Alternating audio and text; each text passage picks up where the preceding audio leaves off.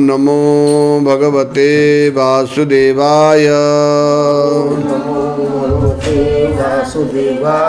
ओम नमो भगवते वासुदेवाय।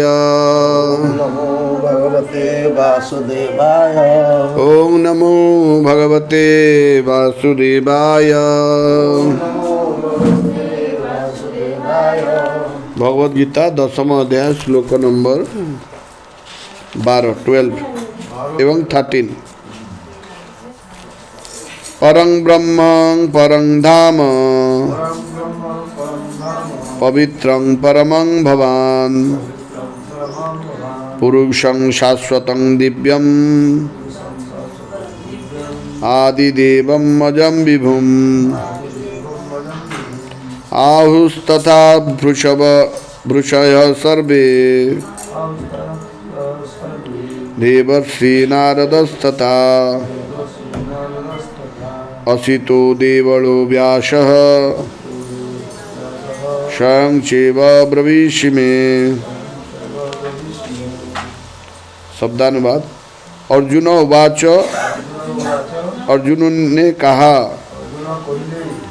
परम परम ब्रह्म सत्य, परम परम धाम आधार, पवित्रम शुद्ध, परमम परम भवान आप, पुरुषम पुरुष, शाश्वतम नित्य, दिव्यम दिव्य, आदिदेवम आदि स्वामी, अजम अजन्मा, विभुम सर्वोच्च, आहु कहते हैं, त्वाम आपको, ऋषय साधुगण, सर्वे सभी, देव ऋषि देवताओं के ऋषि, नारद नारद तथा भी, असितः असित, देवलः देवल, व्यासः व्यास, स्वयं स्वयं, च भी, एव निश्चित ही, ब्रवीषि आप बता रहे हैं, मैं मुझको। अनुवाद। अर्जुन ने कहा, आप परम भगवान, परम धाम, परम पवित्र, परम सत्य हैं। आप नित्य, दिव्य, आदि पुरुष, अजन्मा तथा महानतम हैं। नारद, असित, देवल तथा व्यास जैसे ऋषि आपके इस सत्य की पुष्टि करते हैं और अब आप स्वयं भी मुझसे प्रकट कह रहे हैं। तात्पर्य कृष्ण कृपामृत देसी भक्ति वेदांत स्वामी श्रील प्रभुपाद संस्थापक आचार्य अंतर्राष्ट्रीय कृष्ण भावनामृत संघ।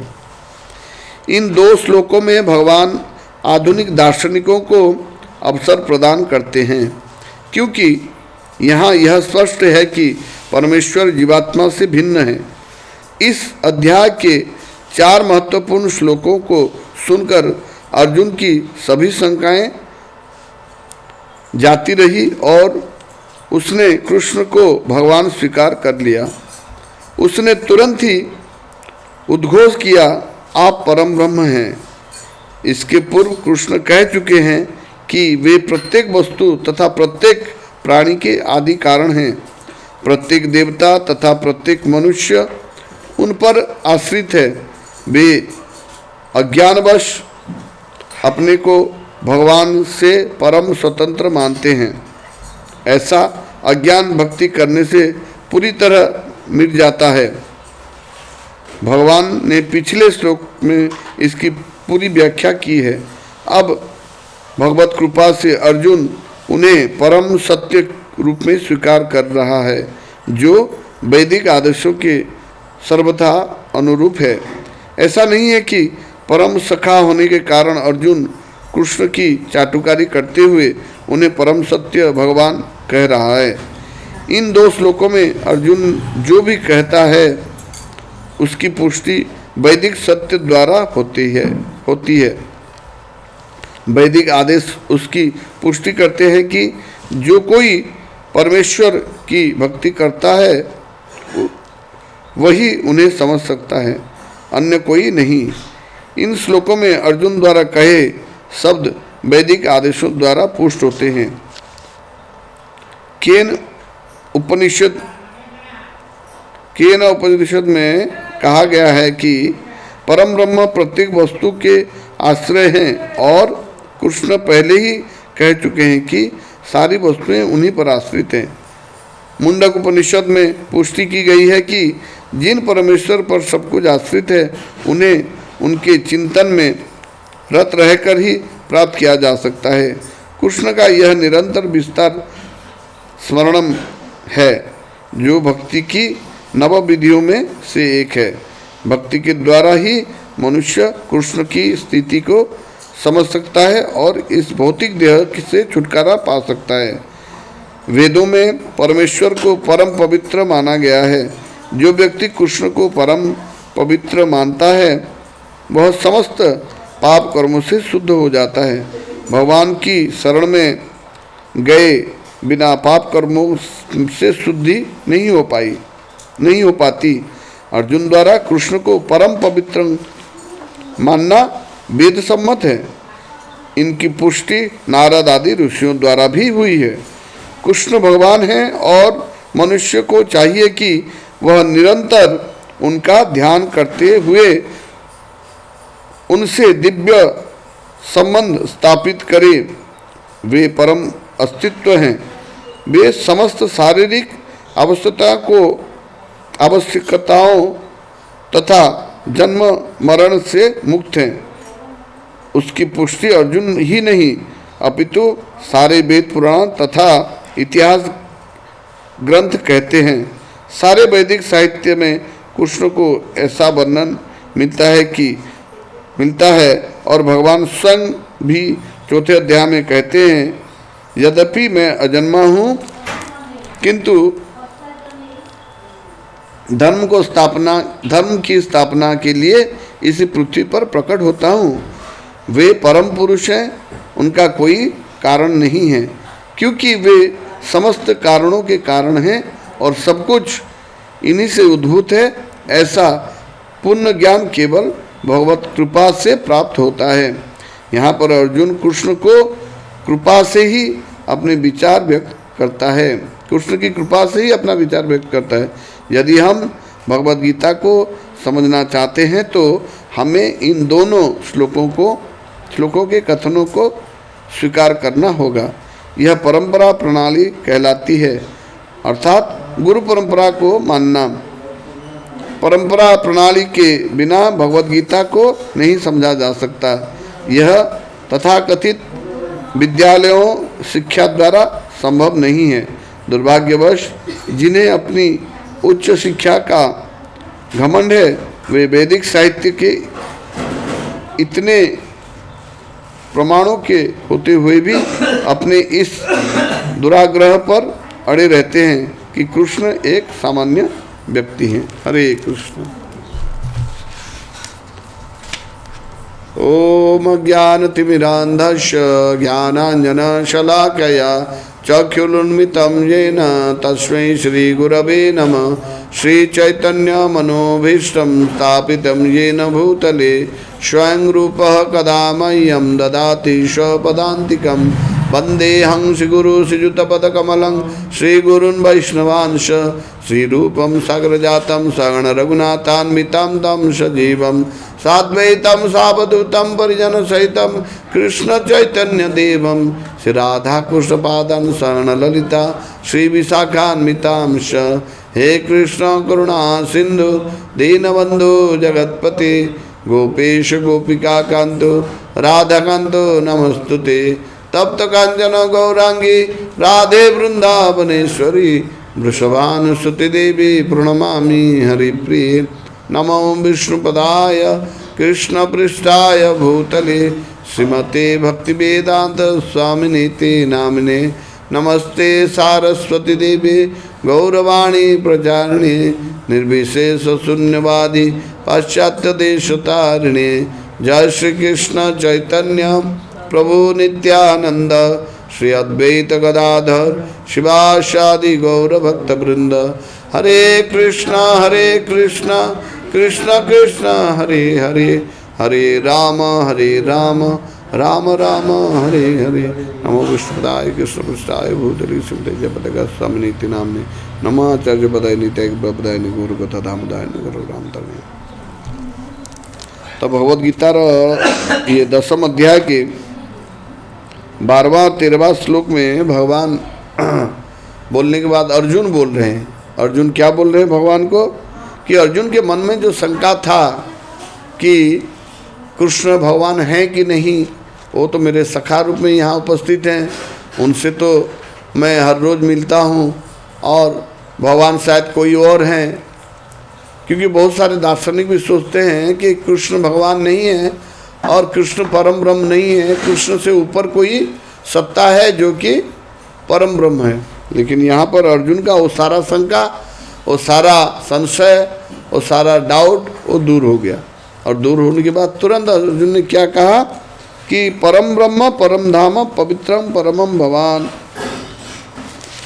भगवान को क्या बोल रहे हैं कि आप परम भगवान। परम भगवान मतलब भगवान शब्द का अर्थ हम पिछले प्रवचनों में हमने इसके बारे में विशेष रूप से बातें किए थे। तो भगवान, भग मतलब 6 तरह का भग या षडैश्वर्य होता है, और जो ये ऐश्वर्यों का अधिकारी होता है उसको हम भगवान कह सकते हैं। जैसे किसी के पास धन है तो धनवान है, किसी के पास बल है तो बलवान है, तो जिसके पास भग है वो भगवान है। तो हमारे पास भी सौंदर्य है, लेकिन पूर्ण सौंदर्य हमारे पास नहीं है। थोड़ा सौंदर्य हमारे पास भी है, थोड़ा धन हमारे पास भी है, थोड़ा ज्ञान हमारे पास है, थोड़ा शक्ति हमारे पास है, थोड़ा यश हमारे पास है, और थोड़ा त्याग भी हमारे पास है। तो हम क्या हो गए? छोटे छोटे भगवान। ऐसे छोटे छोटे भगवान, फिर उसमें से बड़े बड़े भगवान भी हैं, इंद्र चंद्र, ऐसे बड़े बड़े भगवान भी हैं। लेकिन ये भगवानों का जो सबसे बड़ा भगवान है वो कौन है? भगवान कृष्ण।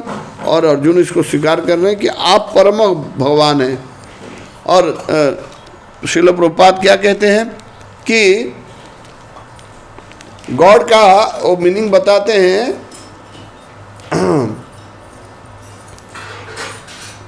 खाली ऐसे गॉड नहीं बोलते, वो कहते हैं supreme personality of God head. Supreme मतलब परम, पर्सनालिटी मतलब व्यक्ति, गॉड मतलब भगवान, और हेड मतलब उनका मुख्य। तो खाली गॉड बोलने से जैसे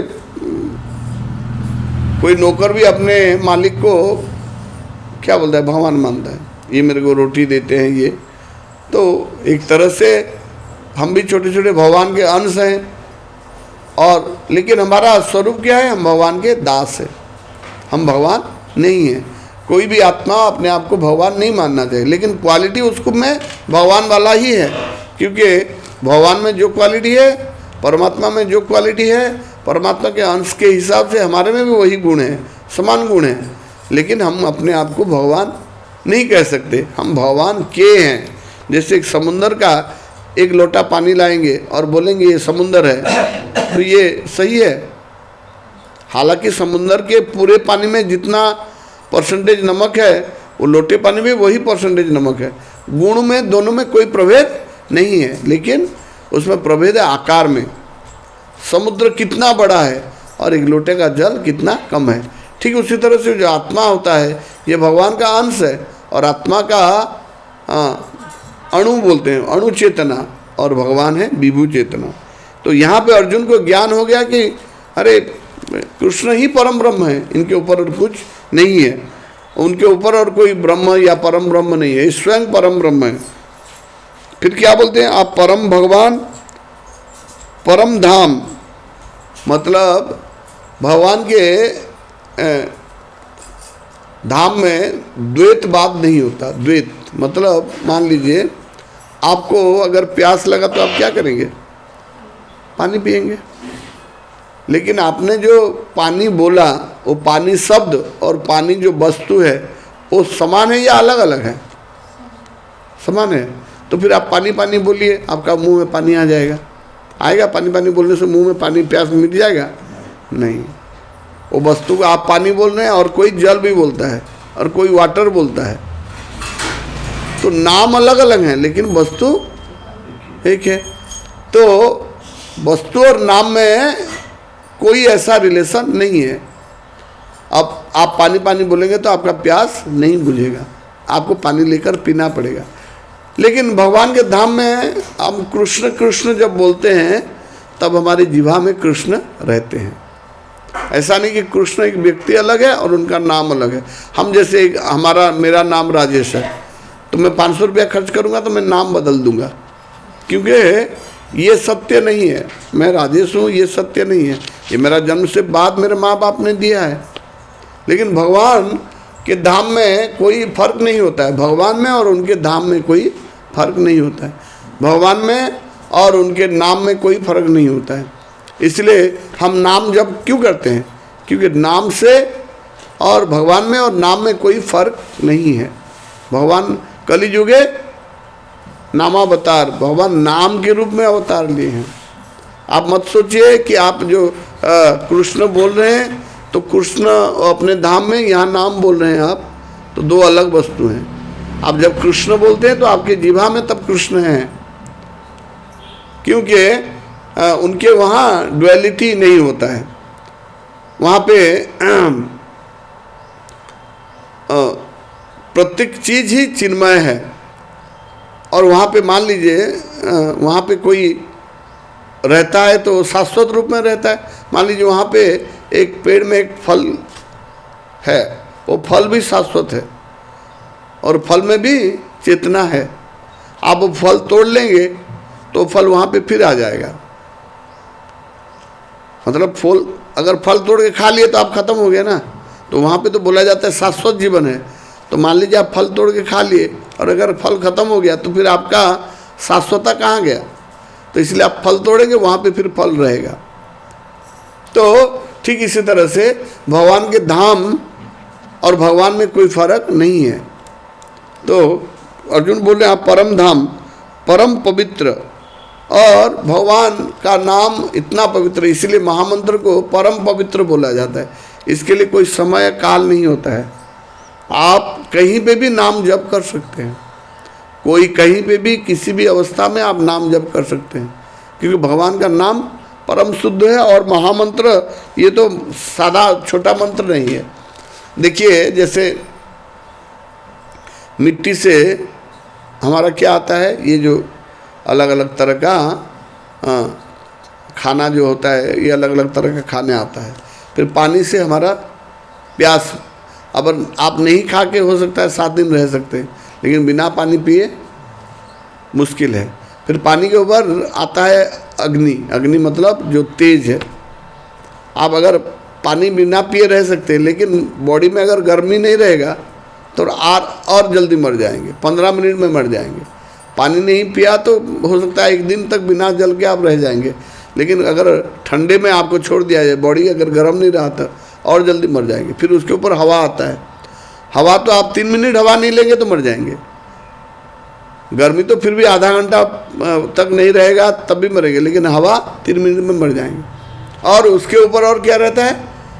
हाँ, हवा, और उसके ऊपर आकाश। आकाश जो होता है ये शब्द का, इसका क्या होता है, इसमें शब्द आता है। तो ये शब्द हमारा और भी जरूरी चीज़ है। जैसे मिट्टी से जरूरी है पानी, पानी से जरूरी है अग्नि या तेज उत्ताप, उत्ताप से जरूरी है क्या? हवा, सांस, और सांस से जरूरी है ध्वनि। तो ये जो मंत्र बोला जाता है, ये मंत्र क्या है? ध्वनि है, साउंड वाइब्रेशन है। और ये साउंड वाइब्रेशन हमको और उच्चतर की स्थिति में ले सकता है। तो इसीलिए हमको समझना चाहिए कि भगवान का नाम और भगवान में कोई अंतर नहीं है, और इसलिए उनको नाम ब्रह्म भी बोला जाता है ना। उसके बाद ये परम पवित्र हैं और परम सत्य हैं। परम सत्य मतलब उनके ऊपर और कोई सत्य नहीं है। इसको हमको समझना पड़ेगा कि मान लीजिए भगवान के ऊपर और भी, जैसे कोई कोई दार्शनिक बताते हैं कि कृष्ण एक राजा थे और जो कृष्ण बोल रहे हैं भगवत गीता वो नहीं बोल रहे हैं, उनके ऊपर कोई परम सत्य है वो बुलवा रहा है उनसे। ऐसा नहीं है, भगवान स्वयं ही परम सत्य हैं। फिर क्या, और क्या बोल रहे हैं, आप नित्य। एक सोचने वाली बात है कि आत्मा अगर नित्य है तो परमात्मा तो नित्य होंगे ही, लेकिन अर्जुन बोल रहे हैं आप नित्य हैं, मतलब हमारा जो नित्यता है वो हमारा शरीर का नित्यता नहीं है। हमारा शरीर नित्य है क्या, लेकिन भगवान जो आते हैं वो भी नित्य है, उनका शरीर और उनमें कोई फर्क नहीं है। आपको मैं बोलूँगा आप नित्य हैं तो आप नित्य नहीं है, आत्मा नित्य है, ये शरीर अनित्य है। मृत्यु के बाद शरीर का नाश हो जाएगा। मन बुद्धि अहंकार भी जो रहता है, हमारा दो शरीर रहता है, एक रहता है स्थूल शरीर और एक रहता है सूक्ष्म शरीर। स्थूल शरीर मरने के बाद उसको जला देते हैं, लेकिन हमारा सूक्ष्म शरीर किससे गठित है, मन बुद्धि और अहंकार। तो सूक्ष्म शरीर हम मरने के बाद क्या होता है, हमारा सूक्ष्म शरीर दूसरे गर्भ में चला जाता है, मन बुद्धि अहंकार के साथ आत्मा दूसरे शरीर में चला जाता है, क्योंकि हमारा जो संस्कार रहता है ये मन बुद्धि अहंकार में ही हमारा संस्कार रहता है। और तब तक ये मन बुद्धि अहंकार आत्मा के साथ रहेगा जब तक कि आत्मा शुद्ध रूप से भगवत धाम जाने के लिए वो क्वालिफाइड हो जाएगा, तो मन बुद्धि अहंकार का जो सूक्ष्म शरीर भी है ये भी यहाँ रह जाएगा और शुद्ध आत्मा भगवत धाम में चला जाएगा। लेकिन उससे पहले तक मन बुद्धि अहंकार आत्मा के साथ घूमता रहेगा।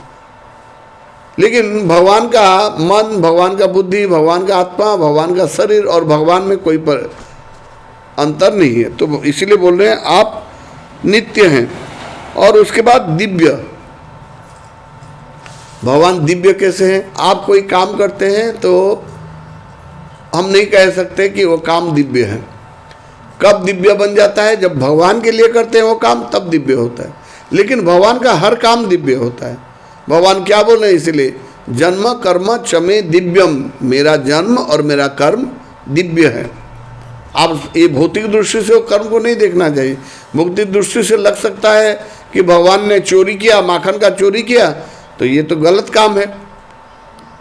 लेकिन माखन का चोरी भगवान ने क्यों किया, उसके पीछे दिव्यता ये है कि भक्तों को खुशी देने के लिए वो चोरी किए।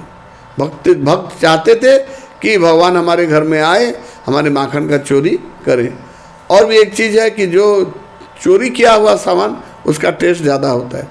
आप मार्केट में मिलता है बेर, उसको खरीद के खाएंगे और पेड़ से तोड़ के चुरा के खाएंगे, किसमें ज़्यादा मज़ा आता है, चोरी करने पर ज़्यादा मज़ा आता है। आप देखिए मार्केटिंग आप जाएंगे, हम गए थे उस दिन रिलायंस, तो वहाँ पे आप कभी कभी कुछ लेते हैं तो उसके साथ कुछ फ्री मिल जाता है। तो फ्री का मिलने में ज़्यादा मज़ा लगता है, खरीदने वाला में ज़्यादा मज़ा नहीं आता है। तो हम जब सामान पैकिंग कर रहे थे तो एक चीनी के साथ एक चीनी फ्री देता है। आप अगर कितना 1000 रुपया या 1500 रुपये का, अगर 1500 मार्केटिंग करते हैं तो 1 किलो चीनी 9 रुपये में देता है। तो हम 1500 रुपये का सामान नहीं ढूंढ रहे, वो फ्री वाला कहाँ ढूंढ रहे हैं। तो फिर मेरे दिमाग में आया कि इसमें ज़्यादा मज़ा है, फ्री में जो मिला। मैं बोला वो चीनी कहाँ गया, वो फ्री वाला चीनी, बोले नहीं वो दिया है, मैं देखा हूँ। तो ये फ्री के मतलब उसमें ज़्यादा मज़ा आता है। जो आप ऐसे चोरी करके खाएंगे तो उसमें ज़्यादा मज़ा होता है। तो भगवान इसीलिए उनका जो चोरी करना ये भक्तों को आनंद देने के लिए चोरी होता है, ये भौतिक रूप से चोरी नहीं है। भगवान ने गोपियों का वस्त्र का चोरी किया, वो किस लिए दिया, गोपियों को सिखाया कि तुम जो उलग्न होके पानी में नहाते हो ये एक गलत चीज़ है। उनको वो शिक्षा देने के लिए, कभी कभी भक्तों को प्रसन्न करने के लिए, भक्तों को शिक्षा देने के लिए कर्म करते हैं। आप उसको अगर भौतिक दृष्टि से देखेंगे तो आपको गलत लगेगा। उन्होंने 16 सहस्त्र बीवी रखे थे, मतलब पत्नी रखे थे। आज के डेट में भी लोग उनको क्रिटिसाइज करते हैं, इतना पत्नी रखे हैं, कैसे भगवान हुए। सबसे पहली बात, इतना पत्नी रखने वाला भगवान ही इतना पत्नी रख सकता है। एक पत्नी को संभाल नहीं पाता आजकल का इंसान, टेंशन में आ जाता है। और 16 सहस्त्र पत्नी रखना मतलब 16,000 पत्नी रखना मतलब केवल भगवान ही उसको कर सकता है। और नारद जब गए द्वारका में कि 16 सहस्त्र मतलब 16,000 पत्नियों को भगवान कैसे रख रहे हैं, तो वहाँ पे द्वारका में भगवान कृष्ण हर पत्नी के लिए एक घर बनाए थे, उनके लिए एक महल बनाए थे। तो फिर भी नारद हिसाब लगा रहे हैं कि 16,000 पत्नी में अगर एक दिन भी किसी को देते हैं तो दूसरे के पास जाने में 8.5 तो कितना, 16,000 को आप डिवाइड करें 365 में, 1,000 में 3, 16,000 में 10, 30, कितना साल उसको लग जाएगा, 37, 38 या 48 साल लग जाएगा। मतलब एक बार गए, दूसरी बार गए तो बुढ़ी हो जाएगी वो। लेकिन नारद जब पहले महल में गए तो देख रहे हैं कि कृष्ण भगवान वो पत्नी के साथ हैं। तो नारद सोचे अरे पहले रूम में इनको मिल गया। फिर दूसरे में गए तो वहाँ पे भी कृष्ण हैं। पहले रूम में उनको उनका बाल बना रहे हैं, तो दूसरे रूम में उनको पैर में वो लाल कलर लगा रहे हैं, अलता लगा रहे हैं। तीसरे रूम में वो गाना गा के उनको सुना रहे हैं। मतलब हर रूम में भगवान कृष्ण हैं, हर महल में हैं और अलग अलग काम कर रहे हैं। और आप जैसे जानते हैं कि हर एक पत्नी को उनको 10 बच्चे हुए थे, मतलब हर पत्नी के साथ वो अलग अलग होके रहते थे। तो अपने आप को इतने रूप में विस्तार कर सकते हैं भगवान। हम कर सकते हैं, एक साथ 2 जगह में रह सकते हैं और एक साथ 16,000 जगह में रह सकते हैं, तभी भगवान है। कल ही एक इंटरव्यू हम यूट्यूब में देख रहे थे, तो कोई उनको पूछ रहा है कि जो बागेश्वर धाम के जो धीरेन्द्र शास्त्री हैं ये सही कर रहे हैं या गलत कर रहे हैं। तो अमोघ लीला प्रभु बोले कि वो तो नहीं बोल रहे मैं भगवान हूँ, वो तो हनुमान जी को भगवान बोल रहे हैं। और हनुमान जी के वो भी नहीं बोल रहे मैं चमत्कार कर रहा हूँ, वो भगवान हनुमान जी चमत्कार कर रहे हैं। वो अगर बोलते हैं कि मैं हनुमान का अवतार हूँ, मैं भगवान हूँ, मुझे पूजा करो, तो अब हम बोल सकते थे कि गलत है। वो तो नहीं बोल रहे हैं कि मैं भगवान हूँ, वो बोल रहे हैं मैं दास हूँ, मेरे पास कोई चमत्कार नहीं, भगवान के पास चमत्कार है। तो इसी हिसाब से वो गलत नहीं है।